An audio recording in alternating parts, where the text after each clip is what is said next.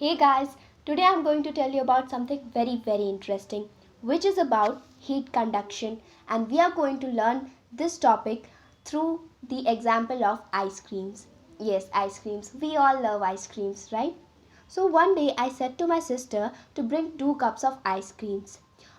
She bought 2 cups of ice cream, and one was kept in the paper cup while another was kept in the steel cup. So what did I observe when I touched both of them? I observed that when I touched the steel cup, it felt more colder as comparing to the when I touched the paper cup. Do you know why it happens and what's the science behind it? Don't worry if you don't know, so I am here to tell you. This is just because of thermal conductivity, or you can also say heat conductivity or heat conduction. You know what it is? Maybe it would be a new concept for you all, but let me tell you about it. From the science of heat conduction, we know that the flow of heat is from a higher temperature to a lower temperature. Means, as you are seeing in the figure, that the object which is having the higher temperature, the heat flows from it to the object which is having the lower temperature. To make it pretty clear, let me give you example of a hotter object. What happens when we touch a hotter object? The flow of heat is from the hotter object to our fingers, as at that time the hotter object will have the higher temperature and our fingers will have the lower temperature. So the flow of heat is from the object to our fingers. So we feel the sensation of hot. And just opposite happens in the case of ice cubes. If we take an ice cube and touch it, so at that time our fingers will be having the higher temperature as comparing to the ice cubes. So the flow of heat is from our fingers to the ice cubes.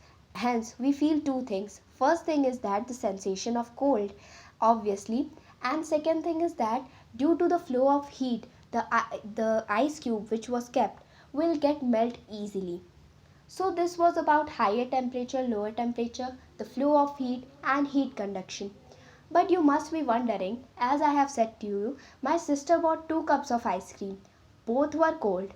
So means both temperature was same. So why one seems to be more colder and why one seems to be less colder? Actually it's not like that. Here we are going to learn about two new terms, which are good conductors and bad conductors. Bad conductors are also known as insulators. You know, heat cannot pass through all the objects. Heat can only pass through the objects which allows heat to pass through them. As you are seeing in the picture, here is one steel cup and on the other hand one paper cup.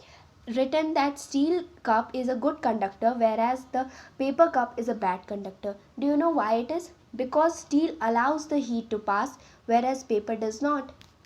So that's why when steel allows the heat to pass, so the heat flows from it, and that's why the ice cream will get melt easily within few seconds or few minutes, you can say.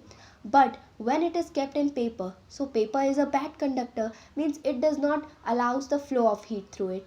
So the ice cream will last long in the paper cup as comparing to the steel cup.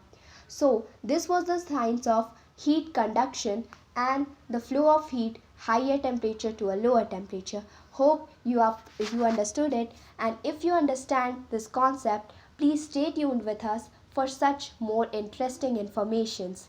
So thank you and bye bye.